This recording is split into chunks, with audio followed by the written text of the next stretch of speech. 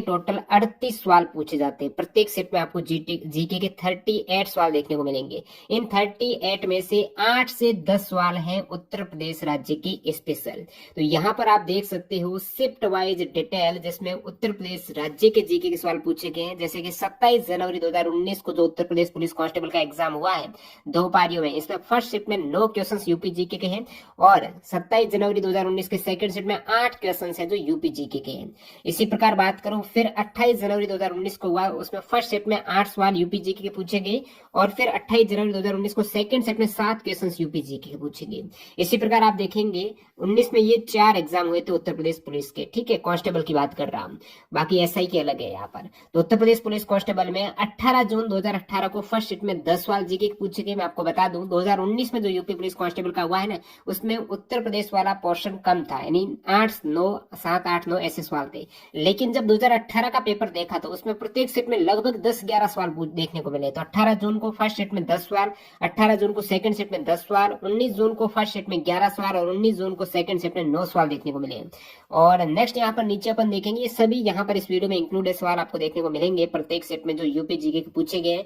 अभी 2018 आपको बता दूं 2018 में री एग्जाम भी हुआ था, दोबारा एग्जाम हुआ था। वो दोबारा एग्जाम हुआ था 25 और 26 अक्टूबर को, तो री एग्जाम के सवाल भी यहाँ पर इंक्लूड कर दिए। तो यूपी पुलिस कांस्टेबल री एग्जाम जो 25 अक्टूबर 2018 को हुआ, उसमें 7 क्वेश्चन यूपी जीके के थे। उसके बाद 26 अक्टूबर 2018 को प्रथम पारी में 9 क्वेश्चन यूपी जीके के, फिर 26 अक्टूबर 2018 के सेकंड सेट में 8 क्वेश्चन यूपी जीके के। तो आप देख सकते हो यहाँ पर उत्तर प्रदेश पुलिस कांस्टेबल में 8 से 10 सवाल प्रत्येक सेट में यूपी जीके के पूछे जा रहे हैं। आप कहेंगे टोटल जो 38 सवाल है इनमें 8 से 10 सवाल तो यूपी जीके के स्पेशल आ रहे हैं। अभी आप कहेंगे यूपी जीके का सेम जो सिलेबस है यूपी पुलिस कांस्टेबल का है वो यूपी पुलिस जेल वार्डर का है, सेम 150 सवाल है, सेम यहाँ पर जीके का 38 सवाल भी पूछे जाते हैं। तो यूपी पुलिस जेल वार्डर का जो 2020 में लेटेस्ट एग्जाम हुआ है उसका पेपर देखा तो यहाँ पर 19 दिसंबर 2020 के फर्स्ट सेट में 2 सवाल थे यूपी जीके के मात्र। उसके बाद 19 दिसंबर 2020 के सेकंड सेट में 4 क्वेश्चन थे, ठीक है। और यूपी जेल वार्डर 20 दिसंबर 2020 के शिफ्ट फर्स्ट में 4 क्वेश्चन और शिफ्ट सेकंड में 5 क्वेश्चन। तो जेल वार्डर में प्रत्येक शिफ्ट में 4 से 5 क्वेश्चन यहाँ पर यूपी जीके के स्पेशल पूछे गए। तो यहाँ पर ये देख सकते हो 15 यूपी पुलिस कांस्टेबल और यूपी जेल वार्डर की 4 शिफ्ट है और 11 यूपी पुलिस कांस्टेबल की जो 2018-19 में पेपर हुआ है उनके यहाँ पर पूरा आप सवाल देखने को मिलेंगे। और इसकी पीडीएफ फाइल के लिए न्यू कैंडिडेट जो अभी तक नहीं जुड़े हैं टेलीग्राम चैनल से जरूर जुड़ जाना, जहां पर आपको पीडीएफ फाइल मिल जाएगी। टेलीग्राम के लिए आपको सर्च करना है @trendjk, लिंक डिस्क्रिप्शन बॉक्स में है, वहां से डायरेक्टली क्लिक करके आप टेलीग्राम से जुड़ सकते हो, जहां पर इन सभी सवाल की पीडीएफ अवेलेबल हो जाएगी। तो एक बार यहाँ पर आप सवाल देख लो, उसके बाद दोबारा पीडीएफ में रिवाइज करेंगे तो ये चीजें आपके दिमाग में और फिट हो जाएगी कि किन से संबंधित सवाल पूछे जाते हैं उत्तर प्रदेश पुलिस कांस्टेबल में यूपी जीके से संबंधित। अब आप यदि सिलेबस देखते हो उत्तर प्रदेश पुलिस कांस्टेबल का, उसमें जीके में उत्तर प्रदेश से संबंधित ये लाइन लिखी है कि उत्तर प्रदेश की शिक्षा, संस्कृति और सामाजिक प्रथाओं के संबंध में विशिष्ट जानकारी, उत्तर प्रदेश में राजस्व, पुलिस व सामान्य प्रशासनिक व्यवस्था।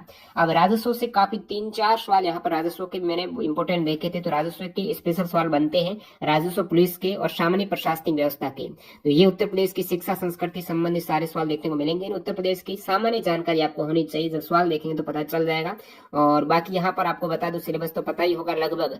सामान्य ज्ञान के आपके 38 सवाल हैं, उसके बाद सामान्य हिंदी के 37 सवाल हैं और मैथ्स के आपको लगभग 19-20 सवाल देखने को मिलेंगे मैथ्स के, ठीक है। उसके बाद मानसिक योग्यता जो एक तरीके से रीजनिंग के हैं वो 19 सवाल हैं और बाकी यहाँ पर मानसिक अभिरुचि, बुद्धि लब्धि, तार्किक क्षमता, ये 37 सवाल है। तो लगभग 55 के आसपास सवाल आपको यहाँ पर देखने को मिलेंगे रीजनिंग के और 20 के आसपास मैथ्स के देखने को मिलेंगे। तो मेजर वेटेज यहाँ पर हिंदी, रीजनिंग का ज्यादा है, मैथ्स का है और सामान्य ज्ञान में यूपी से रिलेटेड इस वीडियो में सवाल जानने वाले हैं। बाकी आप कहेंगे तो इसका एक अलग से स्ट्रेटजी वीडियो भी डाल देंगे, तो चैनल को सब्सक्राइब करके बेल आइकन हिट कर देना कि किस प्रकार आप कम समय में स्मार्ट वे से इसकी तैयारी कर सकते हो प्रीवियस एग्जाम को ध्यान में रखते हुए। तो फिलहाल यहाँ पर कंटिन्यू करते हैं। UP police constable previous year के 15 सेट में पूछे गए 120 यूपी जीके के सवाल में पहला सवाल आपके सामने, निम्नलिखित में से कौन भारत का सबसे पुराना सार्वजनिक क्षेत्र का बैंक है? तो सबसे पुराना ये 27 जनवरी के अपन कंटिन्यू कर रहे हैं, 27 जनवरी 2019 के शिफ्ट फर्स्ट के सवाल। इलाहाबाद बैंक है, सबसे पुराना सार्वजनिक क्षेत्र का बैंक है। अब ये यूपी का एक तरीके से इलाहाबाद नाम है तो ये मैंने यूपी में इंक्लूड कर दिया है। अब ये सबसे पुराना बैंक है, इसका हेडक्वार्टर बोले तो कोलकाता में, ठीक है। इलाहाबाद बैंक का हेडक्वार्टर कोलकाता में है। इसकी स्थापना कब हुई है? तो 1865 में हुई है। इलाहाबाद में स्थापित हुआ था 1865 में। और 1969 में जो बैंकों का राष्ट्रीयकरण हुआ ना, तो ये राष्ट्रीयकरण होकर सार्वजनिक क्षेत्र का बैंक बन गया इलाहाबाद बैंक 1969 में। तो यहाँ पर ऑप्शन 3 करेक्ट हो जाएगा। नेक्स्ट सवाल नंबर 2, उत्तर प्रदेश के किस जिले को पीतल नगरी के नाम से जाना जाता है? ये भी 27 जनवरी की। पीतल नगरी मुरादाबाद, उत्तर प्रदेश का जिला जिसे पीतल नगरी कहेंगे तो पीतल नगरी है मुरादाबाद। तो यहाँ से आपको क्या देखने को मिलता है कि जितने भी उत्तर प्रदेश के जिले हैं उनको अन्य किस नाम से जानते हैं। और भी आने वाले मैंने इसी वीडियो में अपन देखेंगे 3 से 4 और सवाल इससे संबंधित, तो वो सभी आपको याद करने हैं। और इस पर आधारित आप कहेंगे एक अलग से वीडियो लाएंगे, जो सवाल रिपीट हो रहे हैं उनका पूरा डिटेल्ड टॉपिक यहाँ पर आपको मिल जाएगा। मुरादाबाद है पीतल नगरी। अगला सवाल देखें। अगला सवाल जो पूछा गया है 27 जनवरी 2019 को 22 जुलाई 2014 को उत्तर प्रदेश के राज्यपाल के रूप में किसने शपथ ली थी? तो यूपी के राज्यपाल उस समय राम नाईक थे। अभी यहाँ पर 2019 से नए राज्यपाल है, वो है आनंदीबेन पटेल। तो उत्तर प्रदेश के वर्तमान राज्यपाल कौन है? आनंदीबेन पटेल है। ठीक है। अब यहाँ पर उत्तर प्रदेश पुलिस कांस्टेबल एग्जाम में 2 सवाल मैंने ऐसे देखे हैं जो आपकी विज्ञप्ति से पूछ लिए हैं। जो उत्तर प्रदेश पुलिस कांस्टेबल की विज्ञप्ति आई ना, उनको थोड़ा ध्यान से आपने देखा होगा। तो ये सभी सवाल 2 सवाल तो पूछे हैं। एक और बताऊंगा। एक सवाल है ये कि उत्तर प्रदेश पुलिस भर्ती और प्रोन्नति बोर्ड द्वारा कांस्टेबल सिविल पुलिस की भर्ती के लिए शारीरिक क्षमता परीक्षा में पुरुष उम्मीदवारों को कितना दौड़ना होता है? तो दौड़ना है रनिंग, आपको पता होगा जो उत्तर प्रदेश पुलिस कांस्टेबल की तैयारी कर रहे हैं कि आपको 4.8 किलोमीटर की रनिंग है वो 25 मिनट में कंप्लीट करनी रहती है। तो 25 मिनट में 4.8 किलोमीटर है। आप कहेंगे ये तो मेल कैंडिडेट के लिए, तो मेल का ही तो पूछा है। फीमेल का कितना? तो फीमेल का इसका आधा है। फीमेल का टाइम तो आधा नहीं, थोड़ा ज्यादा है, 14 मिनट है, लेकिन दौड़ आती है 2.4 किलोमीटर है वो 14 मिनट में फीमेल की। अगला सवाल यहाँ पर, भारतीय प्रौद्योगिकी संस्थान कानपुर ने कहां पर एक कार्यालय स्थापित किया है? तो आईआईटी कानपुर का है, जिसमें पूर्व छात्र संजीव खोसला को संस्थान के विदेशी ब्रांड एम्बेसडर के रूप में नामित किया। तो पूर्व छात्र है ये आईआईटी कानपुर के। तो ये जो कार्यालय स्थापित हुआ है न्यूयॉर्क में हुआ है। ठीक है। नेक्स्ट अपना सवाल है, अभी ये सभी 27 जनवरी के फर्स्ट शिफ्ट के सवाल चल रहे हैं। अगला सवाल है, हिंदू कथा के अनुसार रामायण महाकाव्य के देवी राजा राम को किसकी राजधानी अयोध्या में शासन किया था? तो यहाँ पर हिंदू कथा के अनुसार रामायण महाकाव्य के देवीय राजा राम ने जो कौशल की राजधानी अयोध्या है वहां पर शासन किया था। तो राम ने अयोध्या पर शासन तो किया, लेकिन अयोध्या किसकी राजधानी? कौशल की राजधानी। ठीक है।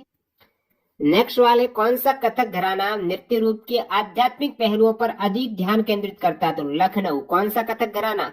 लखनऊ कथक घराना है, ये आध्यात्मिक पहलुओं पर अधिक ध्यान केंद्रित करता है।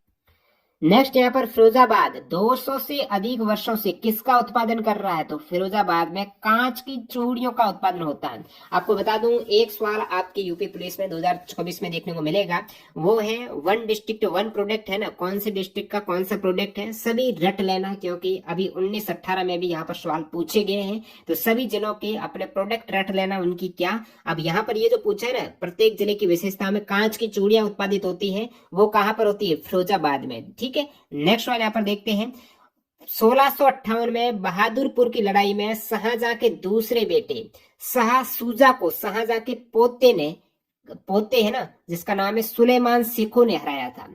तो शाहजहां के दूसरे बेटे शाह सूजा को शाहजहां के पोते ने हराया, जिनका नाम है सुलेमान सिखो। तो ये लड़ाई है दोस्तों बहादुरपुर की लड़ाई है, जो उत्तर प्रदेश में हुई थी 1658 में। तो बहादुरपुर की लड़ाई के बारे में डिटेल में देखें तो ये लड़ाई हुई थी, ध्यान रखना बहादुरपुर की लड़ाई इंपॉर्टेंट है, 24 फरवरी 1658 को हुई थी। ये युद्ध भारत के मुगल सम्राट शाहजहां के बेटों के बीच उत्तराधिकार की लड़ाई थी। और जहां शाहजहां बीमार पड़ा तो उसके 4 पुत्र दारा शिको, शाह सूजा, औरंगजेब और मुराद बख्श सत्ता के लिए लड़ने लगे थे। तो दारा शिको के पुत्र सुलेमान सिको ने, ये दारा शिको का पुत्र था सुलेमान सिको, इसने उत्तर प्रदेश में वाराणसी के उत्तर पूर्व में 8 किमी दूर बहादुरपुर में शाह सूजा को हराया था। तो ये लड़ाई हुई थी 1658 में। नेक्स्ट अपना सवाल है, मदन मोहन मालवीय प्रौद्योगिकी विश्वविद्यालय कहां पर स्थित है? ये यहाँ पर सवाल कंटिन्यू हो रहे हैं 27 जनवरी की सेकंड शिफ्ट के। मदन मोहन मालवीय जो प्रौद्योगिकी विश्वविद्यालय है वो गोरखपुर में। तो मदन मोहन मालवीय विश्वविद्यालय, तो यहाँ पर विश्वविद्यालय में एक नहीं 3-4 सवाल पूछे गए। तो आपको क्या इससे सीख मिलती है कि उत्तर प्रदेश में जितने भी मेजर यूनिवर्सिटी है वो कहाँ पर स्थापित है और उनकी स्थापना किसने की, वो आपको ध्यान से देखना है। ठीक है। तो मदन मोहन मालवीय प्रौद्योगिकी विश्वविद्यालय गोरखपुर में है। नेक्स्ट यहाँ और ये स्थापित कब हुआ है? मदन मोहन मालवीय प्रौद्योगिकी विश्वविद्यालय। तो ये 1962 में हुआ था। कब हुआ? 1962 में। अगला सवाल कि उत्तर प्रदेश पुलिस का लोगो है ना, उसमें कौन सा जीव है? तो दो मछली आपको लोगो में देखने को मिलेगी। दो मीन, दो मछली, मछली यहाँ पर उत्तर प्रदेश पुलिस का प्रतीक कौन सा जीव है? तो वहां यहाँ पर जीव है मछली। 27 जनवरी सेकंड से। नेक्स्ट सवाल पूछा, लोकसभा में उत्तर प्रदेश की सीटें कितनी? अब लोकसभा में सबसे अधिक सीटें उत्तर प्रदेश की हैं, 80 सीटें हैं। और आपको पूछ ले उत्तर प्रदेश में विधानसभा की सीट कितनी है? 403 सीट है। उत्तर प्रदेश में राज्यसभा की सीट कितनी है? 31 सीट है।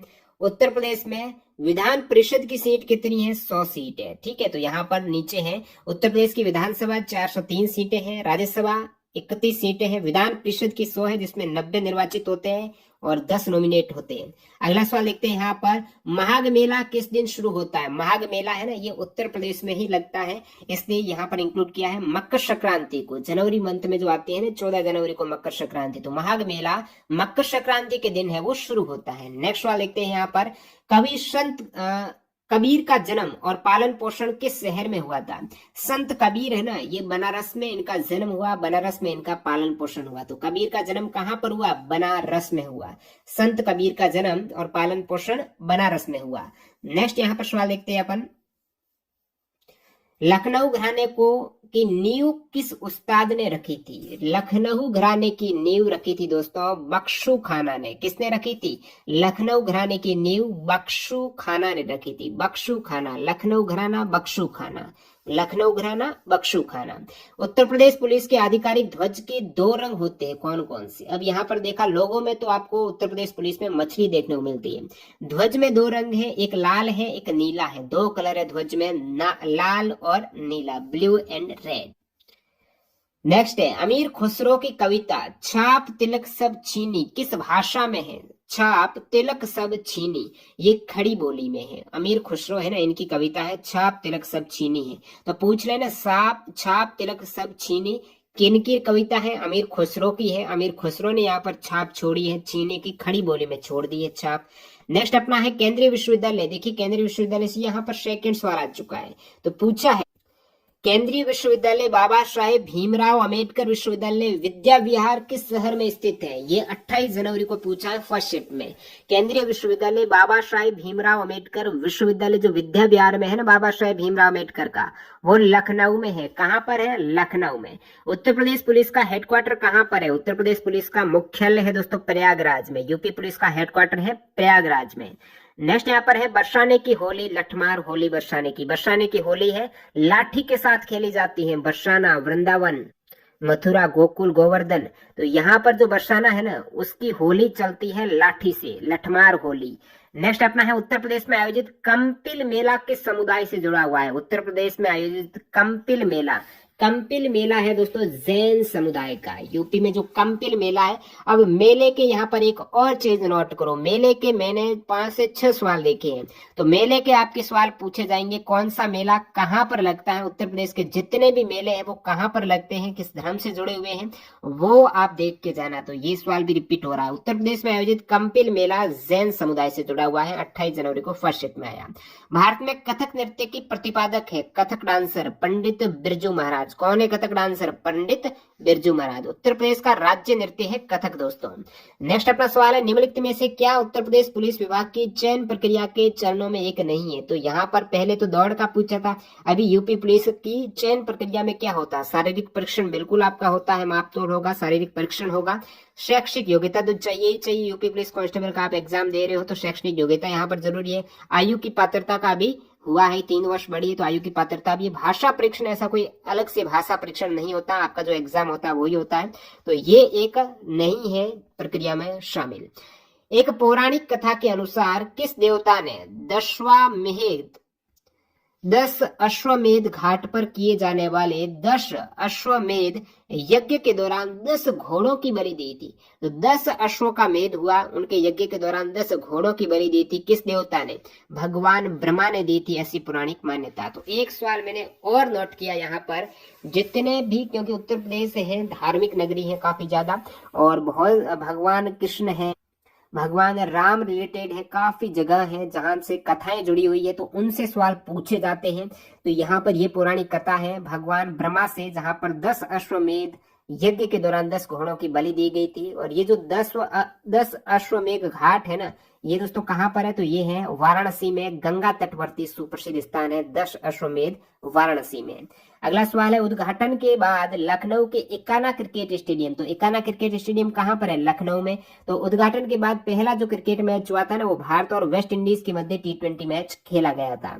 अगला सवाल है, वर्ष 1887 में इलाहाबाद विश्वविद्यालय की स्थापना किसने की। यहाँ पर पूछ गया है इलाहाबाद यूनिवर्सिटी की स्थापना किसने की। तो इलाहाबाद यूनिवर्सिटी की स्थापना, एक तो सवाल में ही आंसर है 1887 में इसकी स्थापना की गई थी। ये भी एक सवाल बनता है, कब स्थापना हुई है इलाहाबाद यूनिवर्सिटी की, तो 1887 में।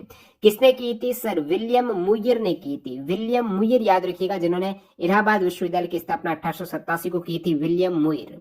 पहली महिला मुख्यमंत्री वर्ष 1963 में नियुक्त की गई थी, उन्होंने किस भारतीय राज्य सरकार का नेतृत्व किया था। अब प्रथम महिला मुख्यमंत्री हुई थी ना, वो थी सुचेता कृपलानी। तो सुचेता कृपलानी है वो उत्तर प्रदेश की महिला मुख्यमंत्री बनी थी, और वो किसी भी राज्य की पहली महिला मुख्यमंत्री थी सुचेता कृपलानी, जो उत्तर प्रदेश की बनी थी। कब बनी थी, 1963 में बनी थी। ये 28 जनवरी 2019 के सेकंड सेट में सवाल आए हैं। उत्तर प्रदेश में सुचेता कृपलानी बनी थी 1963 से 1967 तक। नेक्स्ट अपना सवाल है, वर्ष 2017 में उत्तर प्रदेश के मुख्यमंत्री कौन चुने गए। तो यूपी के मुख्यमंत्री सभी को पता है, योगी आदित्यनाथ। आगे सवाल आएगा, आदित्यनाथ किस पंथ से जुड़े हुए हैं। नेक्स्ट अपना यहाँ पर सवाल है, निम्नलिखित में से उत्तर प्रदेश का राज्य पक्षी कौन सा है। राज्य पक्षी है दोस्तों सारस। अब उत्तर प्रदेश के यहाँ पर आप देख सकते हो राज्य पशु है वो है बारहसिंगा, स्वैम्प डियर है राज्य पशु। राज्य वृक्ष है अशोक, राज्य वृक्ष याद रखिएगा अशोक है। राज्य पशु डियर है, बारहसिंगा है। राजकीय पक्षी है वो सार्स करें, जो आपको पूछा, पक्षी सार्स है, वृक्ष अशोक है, पशु बारहसिंगा है। राजकीय पुष्प दोस्तों पलाश है। पुष्प का आगे सवाल आएगा तो यहाँ पर देख लो, पुष्प पलाश है। राज्य गीत उत्तर प्रदेश का, उत्तर प्रदेश समेटता खुद को, ये राज्य गीत है। ये पूरा है उत्तर प्रदेश समेटता खुद को इतिहास के पन्नों में, इस टाइप से। राज्य खेल है यूपी का हॉकी, राज्य नृत्य है कथक। तो उत्तर प्रदेश के ये प्रतीक है, राजकीय पशु स्वैम्प डियर, राजकीय वृक्ष अशोक, राजकीय पक्षी सारस, पुष्प पलाश, राज्य गीत उत्तर प्रदेश समेटता खुद को इतिहास के पन्नों में, राज्य खेल हॉकी। नेक्स्ट सवाल यहाँ पर आपके सामने, वर्ष 1937 से 1950 तक उत्तर प्रदेश को किस नाम से जाना जाता था। तो 1937 से 50 तक उत्तर प्रदेश का जो पहले नाम था ना, वो संयुक्त प्रांत था। आगे सवाल आएगा कब तक संयुक्त प्रांत रहा, तो संयुक्त प्रांत रहा 1937 से 1950 तक। ध्यान रखना 1937 से 1950 तक उत्तर प्रदेश रहा था संयुक्त प्रांत के नाम से, संयुक्त प्रांत उत्तर प्रदेश। ठीक है, उत्तर प्रदेश के किस शहर में भगवान शिव के सम्मान में कैलाश मेला आयोजित होता है। अब मेले से ये यहाँ पर और सवाल आया है, कैलाश मेला है भगवान शिव के सम्मान में कहाँ पर आयोजित होता है, तो कैलाश होता है आगरा में। कैलाश मेला आगरा में, ध्यान रखिएगा। तो पूछ ले कैलाश मेला कहाँ पर, आप कहेंगे आगरा में। अगला सवाल है, निम्नलिखित में से कौन उत्तर प्रदेश की सबसे लंबी नहर है।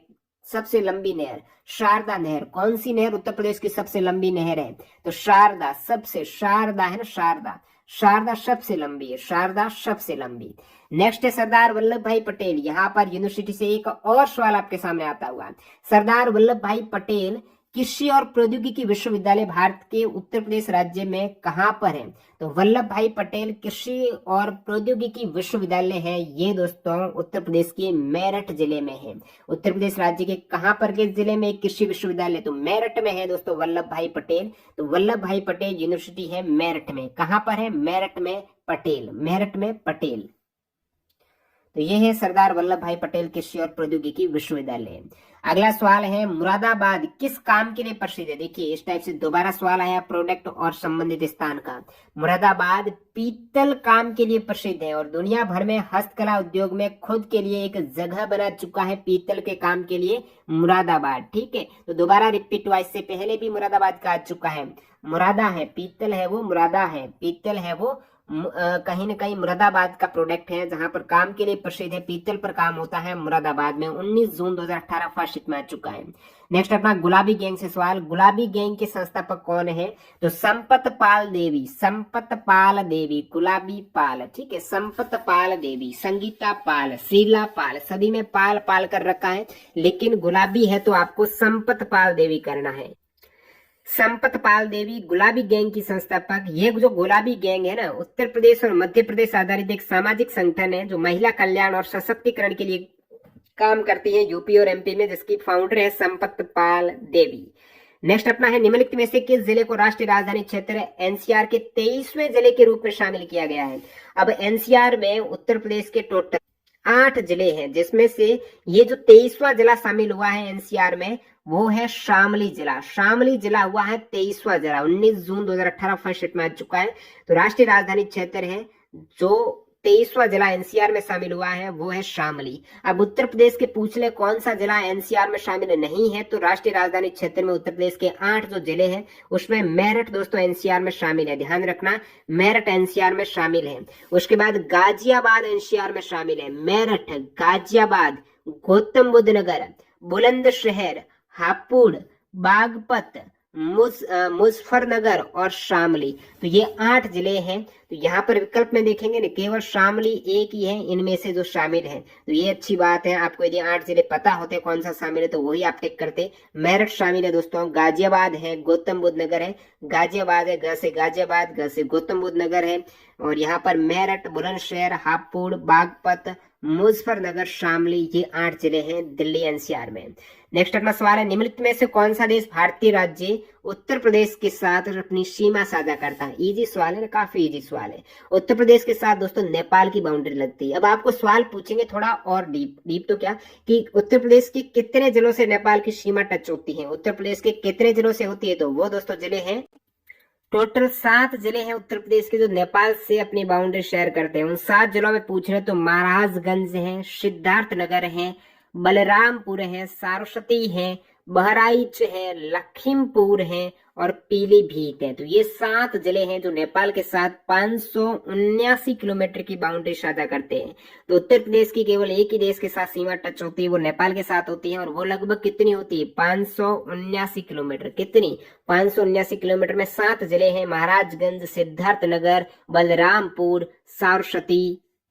तो नाम से ही जैसे महाराज हैं, बलराम हैं, ठीक है, सरस्वती है, सिद्धार्थनगर है, लखीमपुर, पीलीभीत, बहराइच है, ये हैं। आप कहेंगे उत्तर प्रदेश के साथ कितने राज्य और यूटी की सीमा टच होती है। 8 राज्य और 1 केंद्र शासित प्रदेश से उत्तर प्रदेश की बाउंड्री साझा होती है। 8 राज्य कौन से, राजस्थान की होती है, हरियाणा, हिमाचल प्रदेश, दिल्ली जो यूटी, एक दिल्ली है ना वो यूटी, उसके बाद यहाँ पर उत्तराखंड, बिहार, मध्य प्रदेश, झारखंड और छत्तीसगढ़। 8 राज्य एक केंद्र शासित प्रदेश की होती है। अगला सवाल नंबर 38, बाराबंकी में देवा मेला प्रत्येक वर्ष हिंदू कैलेंडर के कार्तिक महीने में प्रसिद्ध सूफी संत कौन वारिस अली शाह के वार्षिक उर्स के अवसर पर आयोजित होता है। तो मेले का यहाँ पर सवाल है ना, बाराबंकी जो जिला है उत्तर प्रदेश का, यहाँ पर देवा मेला प्रत्येक वर्ष होता है। वारिस अली शाह के वार्षिक वर्ष के अवसर पर बाराबंकी में देवा मेला होता है। कौन सा मेला, बाराबंकी में देवा मेला पूछ ले कब होता है, तो कार्तिक महीने में होता है। कार्तिक महीने में सूफी संत वारिस अली शाह के वार्षिक वर्ष पर। तो वारिस अली शाह यहाँ पर करेक्ट करना है, 19 जून 2018 को पूछा गया है। उत्तर प्रदेश में वर्षा ऋतु में निम्नलिखित में से कौन सा गीत गाया जाता है। वर्षा ऋतु उत्तर प्रदेश में गीत होता है कजरी। कौन सा गीत है, कजरी गीत है। वर्षा ऋतु में उत्तर प्रदेश में कजरी गीत गाते हैं। उर्दू कविता में फिराक गोरखपुरी के नाम से किसे जाना जाता है। उर्दू कविता में फिराक गोरखपुरी के नाम से रघुपति सहाय को जाना जाता है। फिराक गोरखपुरी है रघुपति सहाय। नेक्स्ट है, राजा हर्षवर्धन ने कहां पर ज्ञान का एक विशाल केंद्र स्थापित किया जिसे भद्र विहार कहा जाता था। भद्र विहार कहा जाता था कनौज को। तो हर्षवर्धन ने कनौज में ज्ञान का एक विशाल केंद्र स्थापित किया जिसे भद्र विहार कहा जाता था। कहां पर किया हर्षवर्धन ने, कनौज पर ही शासन किया था हर्षवर्धन ने, इसे भद्र विहार कहते थे। प्राचीन भारत में जमदग्नि ऋषि का आश्रम जमानिया में था, जो वर्तमान उत्तर प्रदेश के किस जिले में स्थित था। तो प्राचीन भारत में जो जमदग्नि ऋषि है उनका आश्रम कहां पर था, जमानिया, गाजीपुर। जमानिया कहां पर है, जमाना है गाजी का जमाना, ठीक है, जमानिया में था। जमदग्नि ऋषि का आश्रम गाजी का जमाना है, ठीक है, गाजीपुर में था। अगला सवाल है, 6ठी शताब्दी ईसा पूर्व के दौरान उत्तर प्रदेश के निम्नलिखित में से किस क्षेत्र को चेदी के नाम से जाना जाता था। उत्तर प्रदेश का क्षेत्र बुंदेलखंड को 6ठी शताब्दी में चेदी के नाम से जानते थे। अब चेदी के नाम से किसे जानते थे, बुंदेलखंड को छठी शताब्दी में चेदी के नाम से जानते थे, 19 जून को आ चुका है 2018 में। निम्नलिखित में से कौन सा जिला उत्तर प्रदेश के बुंदेलखंड क्षेत्र से संबंधित है? अब यहाँ पर इन ऑप्शन में से महोबा है, दोबारा सेम सवाल आएगा, बुंदेलखंड क्षेत्र से संबंधित कौन सा जिला है, तो महोबा रिपीट होगा दोबारा। ये 19 जून को पूछा है 2018 के सेकंड सेट में। बुंदेलखंड में अब जिलों की बात करें, जो उत्तर प्रदेश और मध्य प्रदेश में ये क्षेत्र पड़ता है बुंदेलखंड, इसमें उत्तर प्रदेश के कौन से जिले हैं बुंदेलखंड क्षेत्र में? तो उत्तर प्रदेश का जालौन जिला है बुंदेलखंड में, उत्तर प्रदेश का झांसी जिला है, उत्तर प्रदेश का ललितपुर है, चित्रकूट है, हमीरपुर है, बांदा जिला है और महोबा है। और ये सभी उत्तर प्रदेश के 7 जिले हैं जो बुंदेलखंड क्षेत्र में है। जालौन, झांसी, ललितपुर, चित्रकूट, हमीरपुर, बांदा और महोबा। ठीक है, तो जालौन, झांसी, ललितपुर, चित्रकूट, हमीरपुर, बांदा और महोबा। अब मध्य प्रदेश के कितने जिले हैं बुंदेलखंड में? तो मध्य प्रदेश का आप देख सकते हो सागर, दमोह, टीकमगढ़, छतरपुर, पन्ना, दतिया, इसके अलावा भिंड जिले का लाहर क्षेत्र, ग्वालियर जिले का मांडेर तहसील तथा रायसेन का विदिशा जिले का कुछ भाग है। तो यहाँ पर विशेषकर उत्तर प्रदेश का याद रखना है, जालौन, झांसी, ललितपुर, चित्रकूट, हमीरपुर, बांदा और महोबा। आपको महोबा विकल्प में दे रखा था। उत्तर प्रदेश का क्षेत्रफल देश के कुल क्षेत्रफल का लगभग कितना है?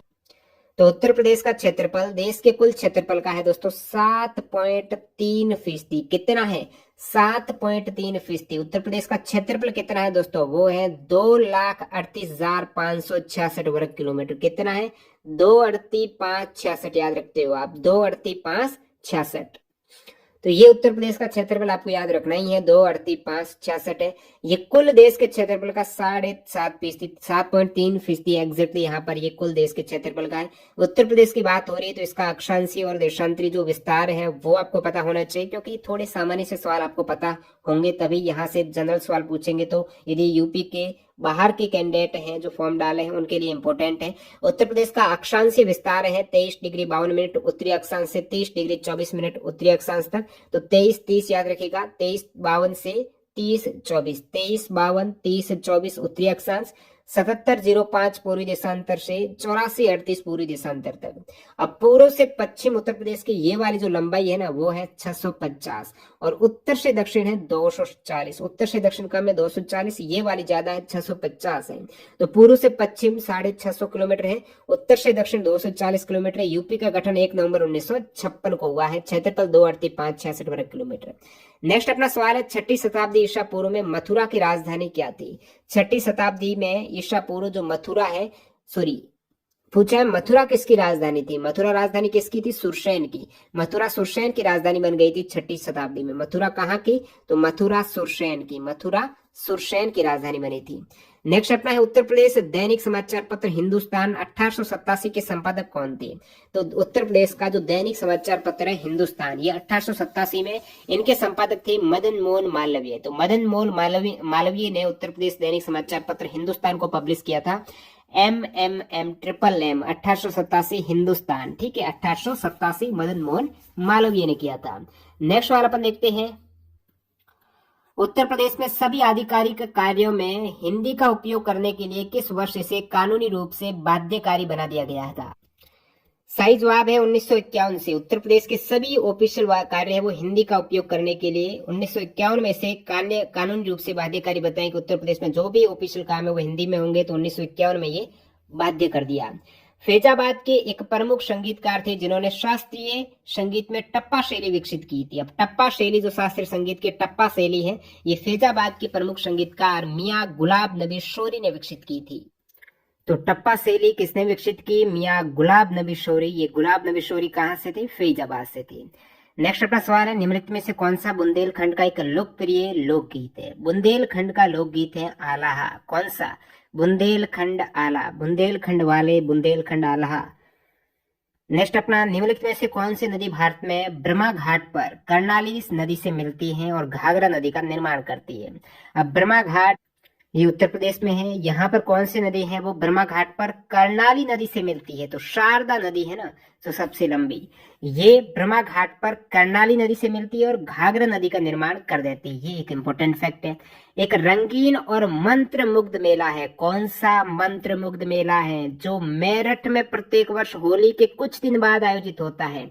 तो रंगीन मेला, मंत्र मुग्ध मेला है ये नौचंदी मेला है। कौन सा? नौचंदी मेला।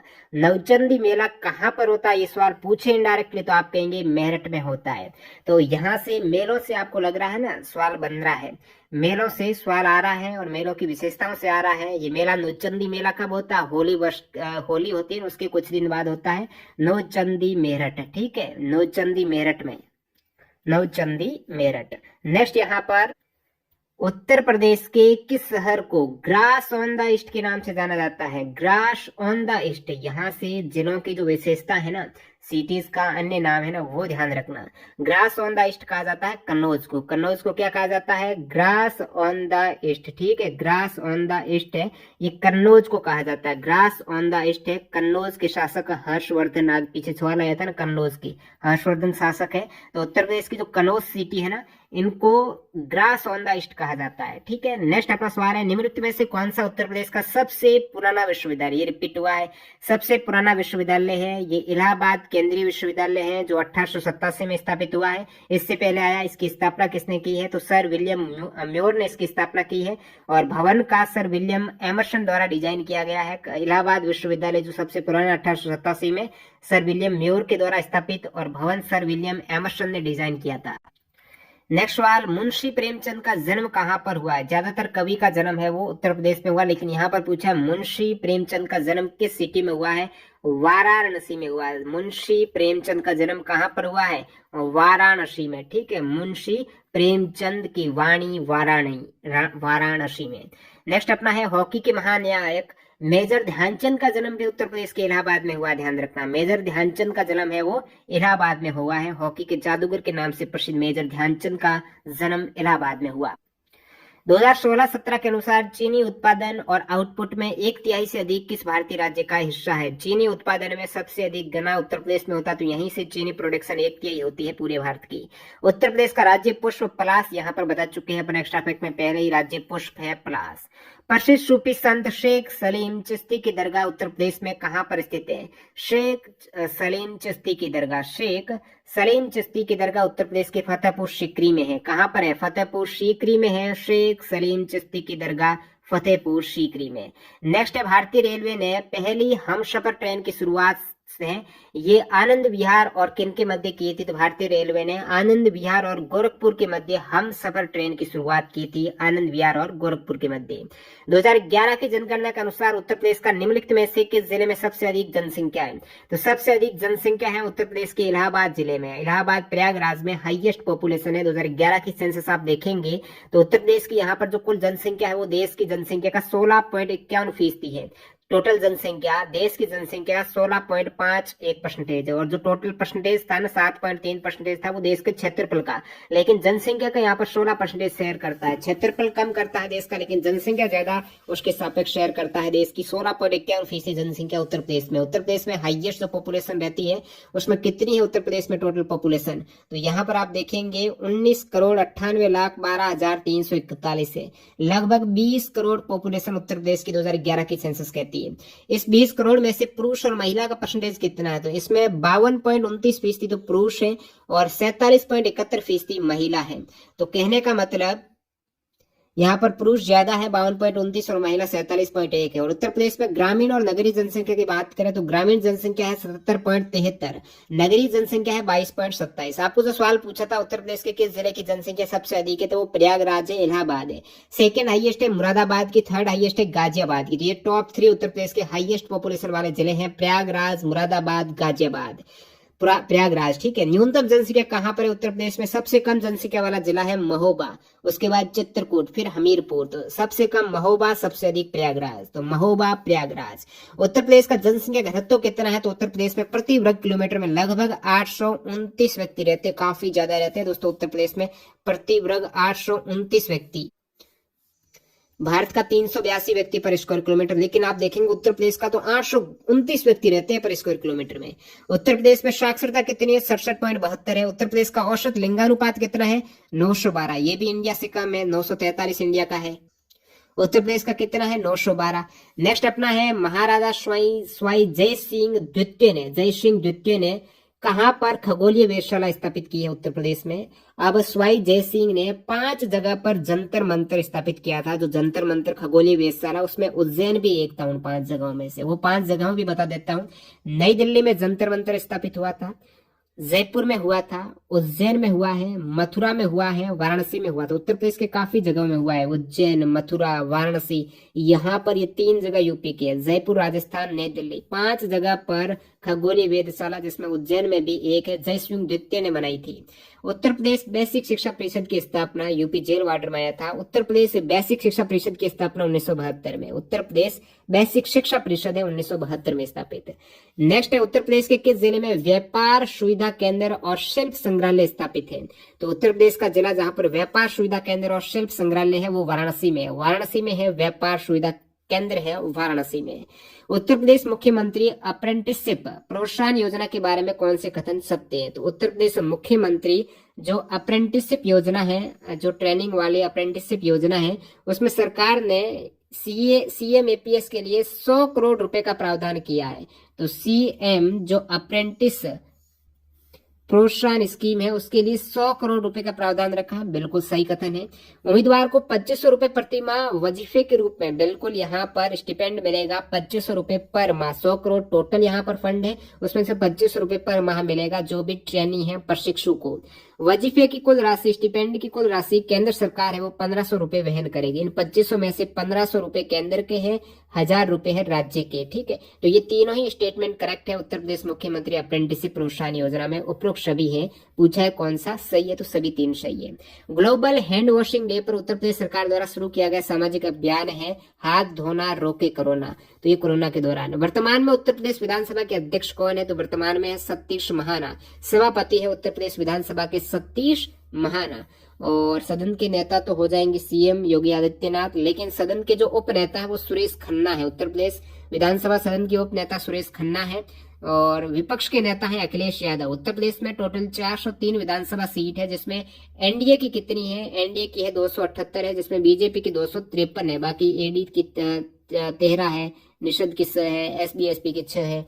नेक्स्ट अपना सवाल है देवा शरीफ मेला। आप देखिए मेलों से एक और सवाल, देवा शरीफ मेला, इससे पहले सवाल में मेंशन था देवा शरीफ मेला, मैंने कहा बाराबंकी में। देवा शरीफ मेला कहां पर आयोजित किया जाता है? बाराबंकी। देवा शरीफ है बाराबंकी में। ठीक है, नेक्स्ट है नौचंदी मेला कहां पर है? नौचंदी भी सवाल में पहले आ चुका है। नौचंदी मेला है मेरठ में। नौचंदी मेरठ, नौचंदी मेला मेरठ में। आगरा लखनऊ एक्सप्रेस वे उत्तर प्रदेश में कितने जिलों से होकर गुजरता है? आगरा लखनऊ एक्सप्रेस वे, तो एक्सप्रेस वे देख लेना, तो उत्तर प्रदेश से गुजरते हैं। नेशनल हाईवे जो उत्तर प्रदेश से गुजरते हैं। आगरा लखनऊ एक्सप्रेस वे 10 कितने जिलों से? 10 जिलों से गुजरता है। 2011 की जनगणना के अनुसार उत्तर प्रदेश में निम्न में से किस जिले में लिंगानुपात सबसे अधिक है? तो लिंगानुपात सेक्स रेशियो हाईएस्ट है जौनपुर में। उत्तर प्रदेश में कहां पर लिंगानुपात सबसे अधिक है? जौनपुर जिले का। यहाँ पर न्यूनतम लिंगानुपात है गौतम बुद्ध नगर का 851 और सबसे अधिक है वो जौनपुर का है। तो जौनपुर में जौन आ गई लिंगानुपात की, सबसे अधिक है। सबसे कम है लिंगानुपात वो है गौतम बुद्ध नगर। 2011 की जनगणना के अनुसार उत्तर प्रदेश में कितने जिले हैं? अब जब 2011 की सेंसस हुई उस समय उत्तर प्रदेश में 71 जिले थे, अभी कितने हैं? 75 जिले हैं। तो नए जिले जो ऐड हुए उसमें है दोस्तों परबुदा नगर है, पंचशील नगर है, भीम नगर है, तो अभी टोटल 75 जिले हैं। महर्षि वाल्मीकि का आश्रम, यहाँ पर 18 जून 2018 सेकंड शिफ्ट के सवाल कंटिन्यू हो रहे हैं।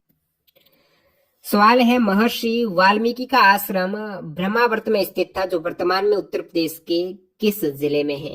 तो महर्षि वाल्मीकि का आश्रम, आगे और सवाल आएगा ये ब्रह्मावर्त है कहां पर, सवाल आएगा। तो ये दोस्तों बिठूर में है। कहां पर है? बिठूर में। तो ब्रह्मावर्त है बिठूर में है, जहां पर महर्षि वाल्मीकि का आश्रम है, जो रामायण के रचयिता है वाल्मीकि, इनका आश्रम बिठूर में। और शिफ्त प्रांत जो पहले उत्तर प्रदेश का नाम था, शिफ्त प्रांत में बिठूर शहर कानपुर जिले का एक हिस्सा था। तो बिठूर कहाँ का? कानपुर जिले का हिस्सा था।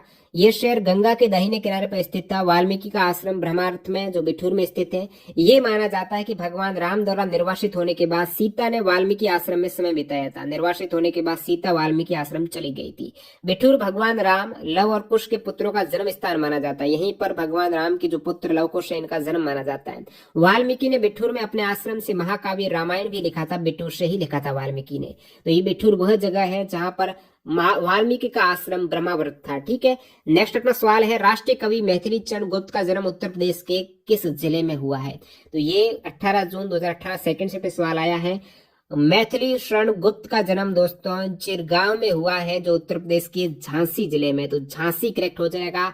मैथिली चरण गुप्त का जन्म कहां पर? चिरगांव, झांसी में हुआ है। नेक्स्ट अपना सवाल है, मथुरा कला विद्यालय किस काल में अपने शीर्ष पर था?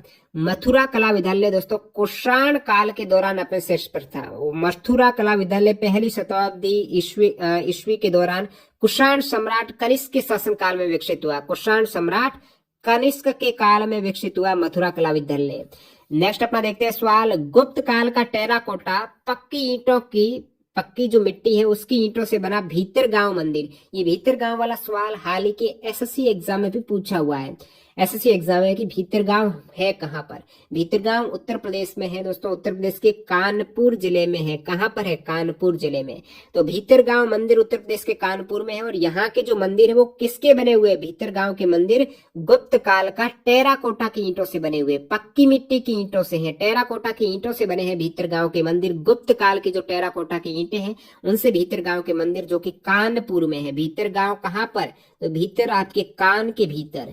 नेक्स्ट अपना है, वाराणसी के विश्वनाथ मंदिर का निर्माण किसके द्वारा किया गया था? यह भी 18 जून 2018 शिफ्ट 2 में पूछा है। वाराणसी के विश्वनाथ मंदिर का निर्माण है ये रानी अहिल्याबाई ने किया था। किसने किया था?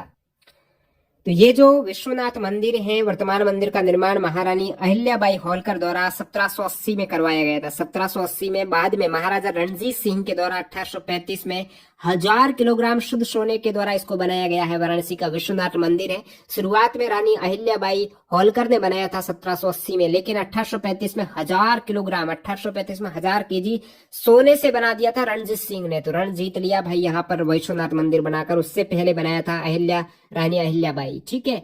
नेक्स्ट अपना सवाल है, उत्तर प्रदेश के लोकायुक्त का पद है ये कब सर्जित किया गया था? उत्तर प्रदेश का लोकायुक्त का पद है ये दोस्तों 1975 में सर्जित किया गया था। कब सर्जित हुआ था? 1975 में लोकायुक्त एक्ट पारित हुआ उत्तर प्रदेश सरकार द्वारा। भ्रष्टाचार विरोध प्राधिकरण है लोकायुक्त, जो कर्मचारी भ्रष्टाचार करते हैं उनके विरुद्ध में। ये पद 1975 में। कब सर्जित हुआ? 1975 में।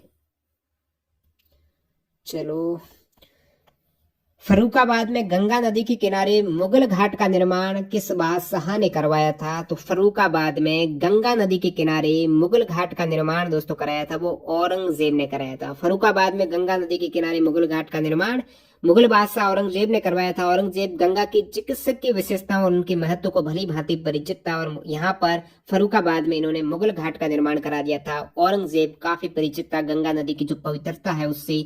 तो आपको पूछ ले, गंगा के किनारे मुगल घाट का निर्माण बादशाह औरंगजेब ने कहां पर कराया था? फर्रुखाबाद में कराया था। कहां पर? फर्रुखाबाद में। ये 18 जून सेकंड शिफ्ट का सवाल है। नेक्स्ट है, किस लोक नृत्य का आयोजन बुंदेलखंड क्षेत्र में फसल कटाई के समय किया जाता है?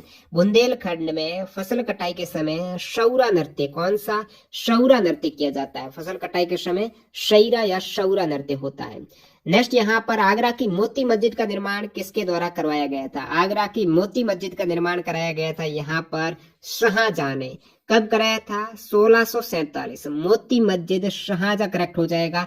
1647 में कराया गया था आगरा में। आपको पूछ ले मोती मस्जिद कहाँ पर है, तो आप कहेंगे आगरा में। ठीक है, आगरा में है मोती मस्जिद। ताजमहल आगरा में है मोती मस्जिद, जिसको शाहजहां ने ही बनवाया था 1647 में।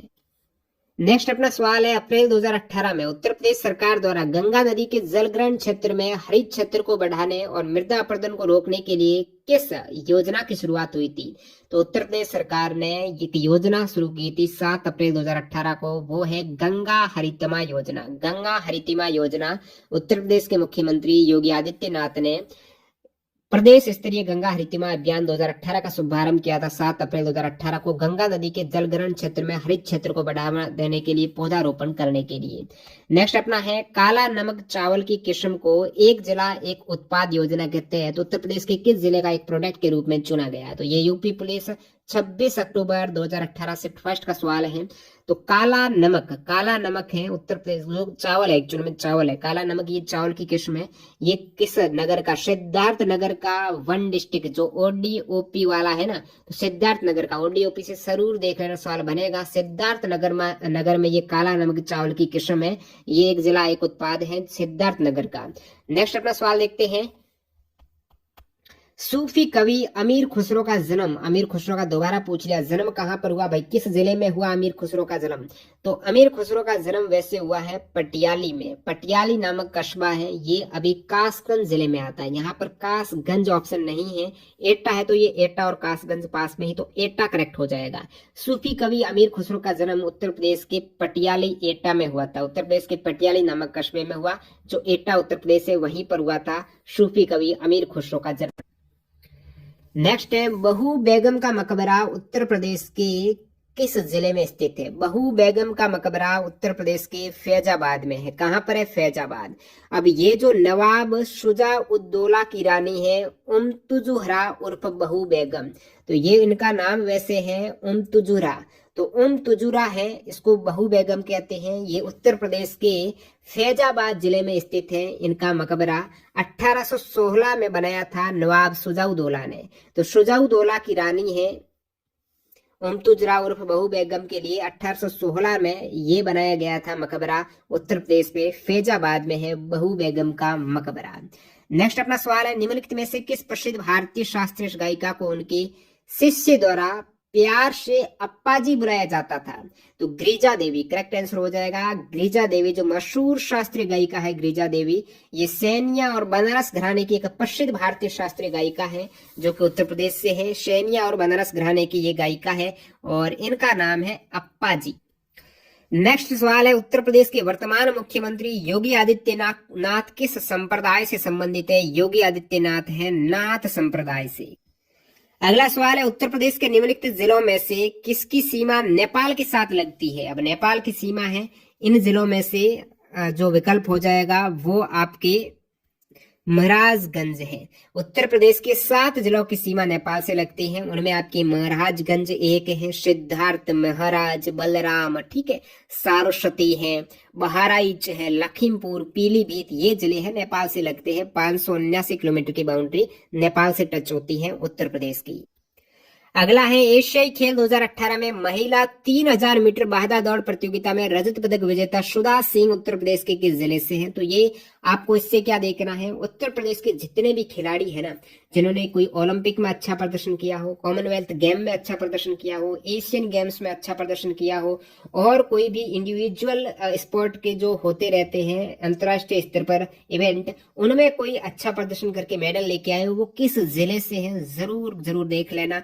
तो इसका एक वीडियो मैं जरूर बनाऊंगा, क्योंकि यहाँ से सवाल बनेगा। तो चैनल को सब्सक्राइब करके बेल आइकन हिट कर देना। जो भी उत्तर प्रदेश के खिलाड़ी हैं वो किस जिले से हैं, अपना वीडियो आ जाएगा। सुधा सिंह उत्तर प्रदेश के किस जिले से हैं। सुधा सिंह दोस्तों रायबरेली जिले से हैं। किस जिले से, रायबरेली। नेक्स्ट अपना सवाल है, कब संयुक्त प्रांत का नाम बदलकर उत्तर प्रदेश किया गया। 1950 में तो किया गया है। कौन सी डेट को किया गया है, 24 जनवरी 1950 को किया गया। उत्तर प्रदेश 24 जनवरी 1950 को अस्तित्व में आया है, जब भारतीय गवर्नर जनरल ने संयुक्त प्रांत का नाम आदेश 1950 पारित किया और संयुक्त प्रांत का नाम बदलकर उत्तर प्रदेश कर दिया। याद रखना है 24 जनवरी 1950 को, 26 जनवरी मत कर देना, 2 दिन पहले कर दिया है 24 जनवरी को, 26 जनवरी 1950 को तो अपना गणतंत्र दिवस की शुरुआत हुई है। एशियाई खेल 2018 के डबल ट्रैप शूटिंग के रजत पदक विजेता 15 वर्षीय शार्दुल विहान उत्तर प्रदेश के किस जिले से। अभी एशियन स्पोर्ट का 2018 में जो एग्जाम हुआ था ना, तो यहाँ पर 2018 का एक करंट रिलेटेड आप कहेंगे सवाल था। तो 15 वर्षीय शार्दुल विहान उत्तर प्रदेश के किस जिले से है, मेरठ जिले से। ये दोस्तों री एग्जाम के अपन सवाल देख रहे हैं, जो 26 अक्टूबर 2018 को दोबारा एग्जाम हुआ था। नेक्स्ट सवाल है, एक जिला एक उत्पाद योजना के तहत हस्त निर्मित कागज के उत्पादन के लिए उत्तर प्रदेश के किस जिले को चुना गया। हस्त निर्मित कागज है वो प्रोडक्ट किस जिले का है, जालौन जिले का है हस्त निर्मित कागज। जल से लकड़ी से कागज बन जाएगा, तो जालौन से यहाँ पर हस्त निर्मित कागज बना देते हैं, ये जल से लकड़ी से। तो जालौन जिला हस्त निर्मित कागज उत्तर प्रदेश से। 26 अक्टूबर 2018 शिफ्ट 1 री एग्जाम में पूछा हुआ है। आगरा और अवध के संयुक्त प्रांत, जिन्हें अब उत्तर प्रदेश के नाम से जाना जाता है, 1921 में अपनी राजधानी को कहां से लखनऊ में स्थानांतरित कर दिया था। आगरा और अवध के जो संयुक्त प्रांत हैं अब उत्तर प्रदेश के नाम से जानते हो, तो वहां पर 1921 में जो राजधानी थी वो इलाहाबाद से कहां कर दी गई है, लखनऊ कर दी गई थी। 1921 में आगरा और अवध की संयुक्त प्रांत की राजधानी है इलाहाबाद से लखनऊ हुई थी। कहां से लखनऊ हुई थी, इलाहाबाद से लखनऊ हुई थी। कब हुई लखनऊ जो राजधानी अभी, वो 1921 में हुई थी दोस्तों।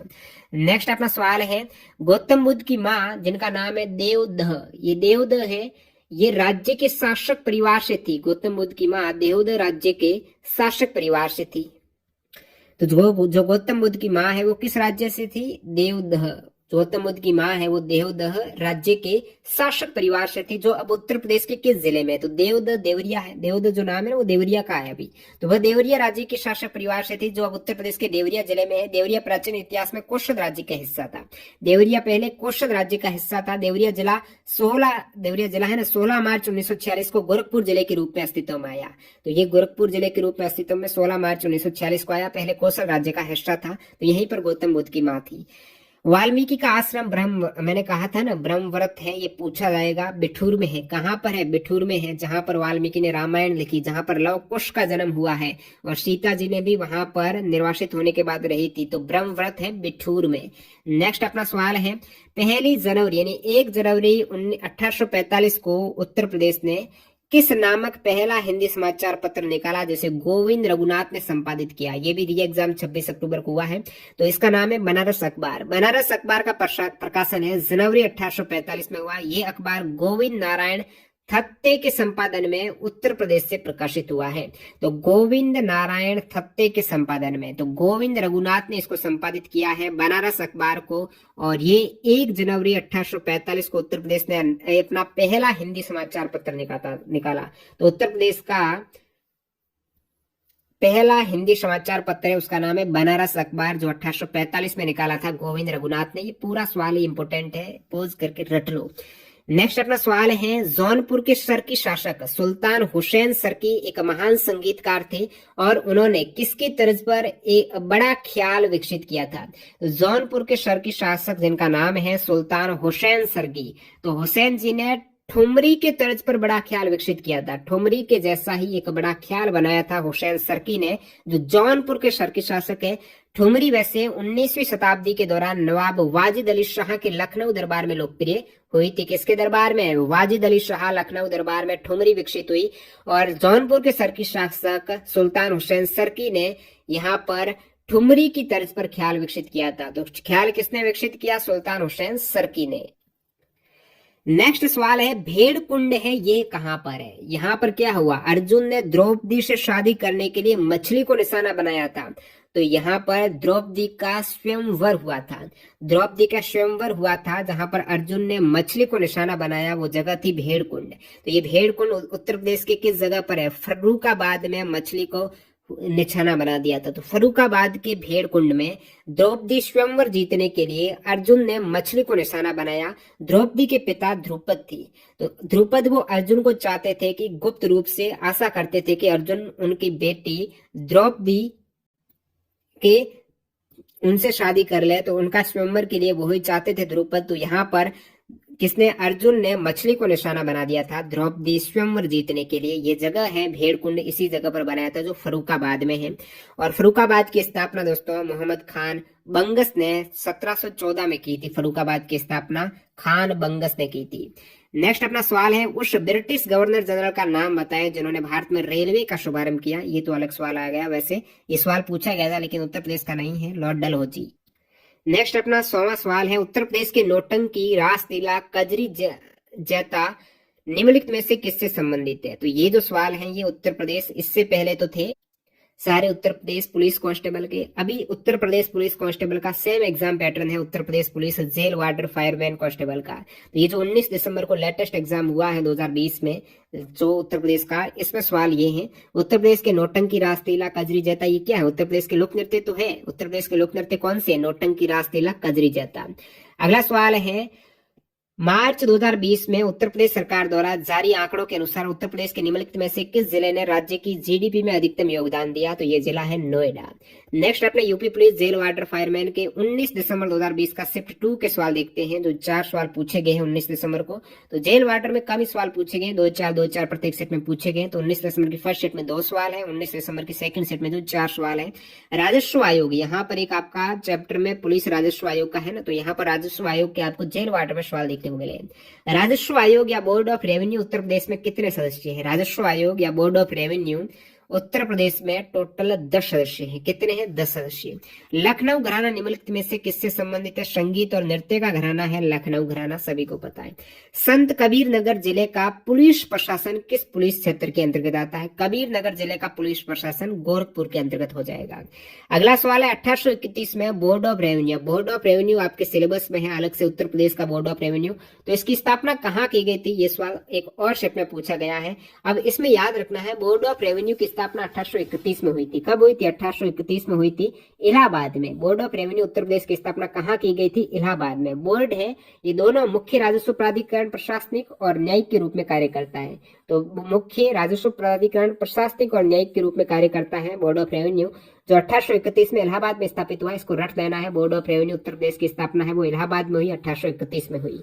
नेक्स्ट ये यूपी जेल वार्डर 20 दिसंबर के सवाल है। फर्स्ट शिफ्ट का सवाल देखो, 20 दिसंबर के फर्स्ट शिफ्ट में पूछा है सीएपीएफ और सीपीयू के सर्वश्रेष्ठ पुलिस प्रशिक्षण संस्थानों के विजेता को प्रतिवर्ष कितनी ट्रॉफियां प्रदान की जाती है? तो 3 ट्रॉफी मिलती है यहाँ पर सीपीयू या सीएपीएफ की तरफ से, सेंट्रल आर्म्ड पुलिस फोर्स की तरफ से। जो सर्वश्रेष्ठ पुलिस प्रशिक्षण इंस्टीट्यूट है, पुलिस को प्रशिक्षण दिलाती है, उनके विजेता को प्रतिवर्ष 3 ट्रॉफियां देते हैं।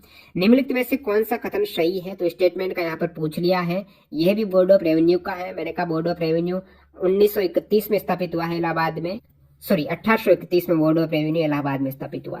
लेकिन 1947 के बाद बोर्ड का न्यायिक विंग है वो इलाहाबाद में कार्य करता है और प्रशासनिक विंग है वो लखनऊ स्थानांतरित कर दिया। तो ये वाला स्टेटमेंट करेक्ट है कि 1947 के बाद कौन सा विंग कहाँ कार्य करता है? जो न्यायिक विंग है वो तो इलाहाबाद में काम करता है और प्रशासनिक विंग है वो लखनऊ में। ये ध्यान रखना, वेरी इंपोर्टेंट लाइन है। अगला सवाल देखते हैं, आरंभ में निम्नलिखित में से कौन सा कार्य वर्ष 1831 में राजस्व परिषद उत्तर प्रदेश द्वारा संपन्न किया जाता था, जिसे 1932 से 35 के दौरान हटा दिया गया था? अब यहाँ पर जो 1831 में इलाहाबाद में बोर्ड ऑफ रेवेन्यू की स्थापना हुई थी, जो बोर्ड ऑफ रेवेन्यू जिसे आप हिंदी में बोलेंगे राजस्व परिषद है, तो वर्ष 1831 में इलाहाबाद में राजस्व परिषद स्थापित हुआ।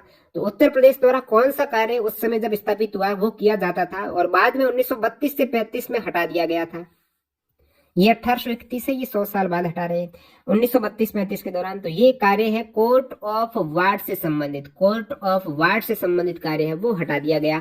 नेक्स्ट है प्रशासनिक सुविधा के लिए उत्तर प्रदेश राज्य में कितने मंडल है? तो उत्तर प्रदेश राज्य में टोटल 18 मंडल है। कितने मंडल है यूपी में? 18 मंडल है, 4 संभाग है और 75 जिले हैं, तो 18 मंडल हो जाएंगे। अब यूपी जेल वार्डर का 20 दिसंबर का सेकंड शिफ्ट के सवाल देखते हैं। सवाल है 82.5 डिग्री ईस्ट जिसे भारत के मानक मेरिडियन के रूप में चुना गया है, उत्तर प्रदेश के किस जिले से होकर गुजरता है? तो 82 डिग्री 30 मिनट पूर्व है जो भारत का मानक समय रेखा है, भारत का मानक मेरिडियन है, ये इलाहाबाद से निकलता है और वैसे ये मिर्जापुर उत्तर प्रदेश से होकर गुजरता है। ग्रीनविच मीन टाइम से हमारा समय 5.5 घंटा आगे है। नेक्स्ट अपना सवाल है, उत्तर प्रदेश की सरकार को 2020-21 में निम्नलिखित में से किस क्षेत्र में वस्तु एवं सेवा कर जीएसटी के रूप में सबसे अधिक राजस्व प्राप्त हुआ? अब जीएसटी का अलग से आपका सवाल आएगा सिलेबस में, एक सवाल जीएसटी का देखने को मिलेगा। तो जीएसटी से इतने ही 15-20 सवाल बनते हैं, उनको रख लो। तो सवाल है वस्तु एवं सेवा कर के रूप में सबसे अधिक राजस्व प्राप्त करता है उत्तर प्रदेश सरकार का, ये राज्य उत्पाद शुल्क के द्वारा, राज्य उत्पाद शुल्क के द्वारा। मार्च 2020 में उत्तर प्रदेश सरकार द्वारा जारी आंकड़ों के अनुसार उत्तर प्रदेश के निम्नलिखित में से कौन से जिले ने राज्य की जीडीपी में न्यूनतम योगदान दिया? सबसे कम योगदान सरस्वती का, ये करंट अफेयर्स का सवाल है। निम्नलिखित में से कौन यूपीजेडए और एलआर अधिनियम का सबसे उपयुक्त फुल फॉर्म है? तो आपको पूछा है यूपीजेडएएलआर एक्ट का क्या मतलब है? यूपी यानी उत्तर प्रदेश, उसके बाद जेड यानी जमींदारी एबोलिशन एंड एलआर का मतलब है लैंड रिफॉर्म एक्ट कब आया? 1950 में आया। तो आप कहेंगे उत्तर प्रदेश जमींदारी उन्मूलन, जमींदारी एबोलिशन एंड भूमि सुधार लैंड रिफॉर्म एक्ट 1950, ये फुल फॉर्म है। उत्तर प्रदेश में जिला मजिस्ट्रेट नियुक्त करने वाला प्राधिकरण निम्नलिखित में से कौन सा है? उत्तर प्रदेश में जिला मजिस्ट्रेट नियुक्त करने वाला प्राधिकरण उत्तर प्रदेश सरकार है। अगला अपना सवाल है वो है यूपी पुलिस कांस्टेबल के जो 25 अक्टूबर 2018 को री एग्जाम हुआ, उसके सवाल अभी यहाँ पर लास्ट में शामिल करते हैं। जो री एग्जाम हुआ 25 अक्टूबर को, तो उसमें कितने सवाल पूछे गए हैं? लगभग 7 सवाल पूछे गए हैं यूपी जीके के। सवाल देखिएगा, जकार्ता एशियाई खेल 2018 में शूटिंग में गोल्ड जीतने वाले 16 वर्षीय सौरभ चौधरी उत्तर प्रदेश के किस जिले से संबंधित है? सौरभ चौधरी है मेरठ से, ठीक है, सौरभ चौधरी मेरठ से। मृदा जिसमें मुख्य रूप से पोटास की कमी होती है उत्तर प्रदेश के किस जिले में पाई जाती है? पोटास की कमी होती है वो मृदा है जलोढ़ मृदा। कौन सी मृदा जिसमें पोटास की कमी होती है? जलोढ़ मृदा। उत्तर प्रदेश में हाईएस्ट मृदा जलोढ़ ही पाई जाती है, जलोढ़ मृदा अधिकतम पाई जाती है। और उत्तर प्रदेश के किस जिले में ये सबसे अधिक पाई जाती है। तो सबसे अधिक ये आप कहेंगे जौनपुर में। जौनपुर, आजमगढ़ और मऊ जिलों में पाई जाने वाली मिट्टी में पोटाश की कमी होती है। जौनपुर, आजमगढ़ और मऊ जिले, जौनपुर, आजमगढ़ और मऊ जिले में पोटाश की कमी होती है। जलोढ़ मृदा में वैसे ही पोटाश कम होता है। अशोक स्तंभ में उत्कीर्ण किए हुए शेर का मुख जिसे भारत सरकार द्वारा राष्ट्रीय प्रतीक के रूप में अपनाया गया, अशोक स्तंभ शेर का मुख, ये कहाँ से लिया गया है, किस संग्रहालय में संरक्षित है अभी, तो ये सारनाथ के संग्रहालय में आपको देखने को मिलेगा। नेक्स्ट है, चंदेल शासन के दौरान उत्तर प्रदेश का निम्नलिखित में से कौन सा क्षेत्र जेजाक भुक्ति या जय होटी के नाम से जाना जाता था। चंदेल शासन के दौरान बुंदेलखंड क्षेत्र है, ये जेजाक भुक्ति या जय होटी के नाम से जाना जाता था। तो चंदेल वंश ने जेजाक भुक्ति क्षेत्र, जो वर्तमान मध्य प्रदेश और उत्तर प्रदेश में बुंदेलखंड है, वहां पर शासन किया था। चंदेल वंश ने जेजाक भुक्ति में शासन किया था और जेजाक भुक्ति क्षेत्र ये बुंदेलखंड क्षेत्र है। जेजाक भुक्ति है ये बुंदेलखंड है, ठीक है। और बुंदेलखंड का अपन ने राज्यों के जिलों के बारे में बात कर दी है, कौन से जिले आते हैं। उत्तर प्रदेश को महिलाओं से संबंधित पहली पत्रिका, उत्तर प्रदेश की महिलाओं से संबंधित पहली पत्रिका कौन सी है, जो 1847 में प्रकाशित करने का श्रेय जाता है भारतेंदु हरिश्चंद्र को। तो उत्तर प्रदेश की महिलाओं से संबंधित पहली पत्रिका है बाल बोधिनी, और बाल बोधिनी है ये 1 जनवरी 1874 को भारतेंदु हरिश्चंद्र ने बाल बोधिनी पत्रिका का प्रकाशन किया। 1847 नहीं, शायद ये 74 होना चाहिए। तो भारतेंदु हरिश्चंद्र करेक्ट हो जाएगा। बाल बोधिनी पत्रिका ये उत्तर प्रदेश की महिलाओं से संबंधित पहली पत्रिका जो भारतेंदु हरिश्चंद्र की है वो बाल बोधिनी है। नेक्स्ट है, प्रसिद्ध सितार वादक नाम है नवाब इनायत खान, ये उत्तर प्रदेश के किस जिले से है। सितार वादक है इनायत खान है इटावा, इनायत इटावा, ठीक है, इनायत इटावा न कि एटा। अंतिम सवाल, उत्तर प्रदेश का निम्नलिखित में से कौन सा जिला बुंदेलखंड क्षेत्र का हिस्सा है। तो बुंदेलखंड क्षेत्र के उत्तर प्रदेश के जिले हैं जालौन, झांसी, ललितपुर, चित्रकूट, हमीरपुर, बांदा और महोबा। इनमें से महोबा करेक्ट हो जाएगा, ये दोबारा रिपीट हुआ है। तो उत्तर प्रदेश के ये जिले हैं बुंदेलखंड क्षेत्र में आते हैं। एक बार दोबारा देखो, जालौन, जाझा।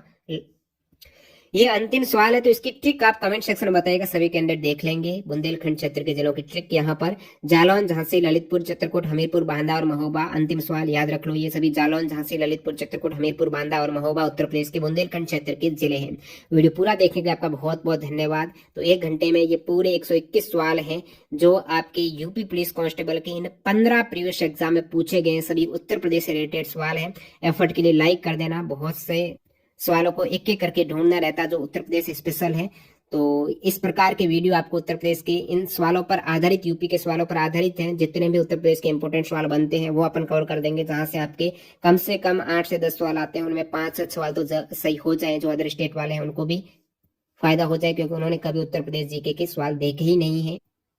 बाकी अभी आपको ज्यादातर जो फोकस करना है ना, वो रीजनिंग और मैथ पर करना है, क्योंकि समय बहुत कम है। कम से कम आपके पास 40 दिन है। फरवरी में एग्जाम हो रहा है, कहीं ना कहीं हो जाएगा फरवरी में। डेट भले फिक्स मत कहो आप, लेकिन फरवरी एंड तक हो जाएगा एग्जाम। तो उसमें आपको अभी आप ज्यादा से ज्यादा कोशिश करेंगे ना, जीके में बहुत ज्यादा सवाल आप सही नहीं कर पाओगे। स्मार्ट स्ट्रेटजी मेरा कहना तो यही है कि आप सामान्य हिंदी में जरूर करो, क्योंकि इतने ही टॉपिक है, पर डे एक टॉपिक लेके चलेंगे तो इजीली हो जाएगा। अब यहाँ पर एक और स्ट्रेटजी है कि वीकली आपको रिवीजन करना है। आपने पढ़ लिया टॉपिक और रिवीजन नहीं किया, वो पढ़ा हुआ जीरो, मैं कहूंगा जीरो है, कुछ भी काम का नहीं है। आप रिवीजन नहीं करेंगे तो अब रिवीजन ऐसे कर सकते हो, आप मॉक टेस्ट दो। अभी ऐसा नहीं आप पर डे मॉक टेस्ट देंगे तो आपके पास समय थोड़ा कम रहेगा, क्योंकि मॉक टेस्ट में भी आपके 2 घंटे जाने वाले हैं। पर दिन आपको 12 से 13 घंटे तो पढ़ने हैं, जिसमें 2 दिन में 1 मॉक टेस्ट लगा लेना है। और मॉक टेस्ट से क्या होगा, जो चीजें आप पढ़ते हो ना, जैसे कि मॉक टेस्ट में क्या ज्यादातर हिंदी, मानसिक योग्यता, ये रीजनिंग और मैथ्स ही तो है ज्यादातर, तो इनसे आपको बार बार जो सवाल गलतियां हो रही वो पता चलेगा और उनको आप सही करेंगे और टाइम मैनेजमेंट बेहतर होगा। मॉक टेस्ट के लिए आप टेक्स्ट बुक ज्वाइन कर लो, आज ही ज्वाइन कर लो, क्योंकि टेक्स्ट बुक में प्रीवियस ईयर पेपर लगाओ। आप कौन से लगाओ प्रीवियस पेपर, यूपीआईसी एसआई के बहुत से पेपर पड़े, क्योंकि काफी पेपर हुए, और 10 के आसपास पेपर आपको प्रीवियस ईयर के मिल जाएंगे यूपी पुलिस कांस्टेबल के। अब इतना ही समय है, तुम कम से कम प्रीवियस ईयर के पेपर लगाओ, वहां से अच्छा खासा आइडिया लगेगा कि एक्चुअल में रीजनिंग का इन सभी टॉपिक में से कौन से सवाल पूछे जाते हैं। प्रीवियस ईयर के लिए टेक्स्ट बुक में कैसे मॉक टेस्ट मिलेंगे, लिंक डिस्क्रिप्शन बॉक्स में। अभी सबसे लोवेस्ट प्राइस की डील चल रही है, आपके लिए बेहतरीन ऑफर है। टीटीजे के कूपन कोड यूज कर लेना और आज इसका फायदा उठा दो। लिंक डिस्क्रिप्शन बॉक्स में है, वीडियो का मिल जाएगा कैसे आपको मॉक टेस्ट लेना। वहां पर प्रीवियस ईयर के सारे पेपर मिल जाएंगे, उनका आप कम से कम 2 दिन में 1 मॉक टेस्ट दो, अच्छे ढंग से उसका एनालिसिस करो और बिल्कुल स्मार्ट तरीके से आप जो टॉपिक बार बार रिपीट होते हैं आप रीजनिंग मैथ्स में बना लेंगे, प्रैक्टिस करेंगे, जरूर बना लेंगे और इनसे ही आपका सिलेक्शन होगा। वीडियो पूरा देखिए, आपका बहुत बहुत धन्यवाद। मिलते हैं नए वीडियो में, बाय बाय।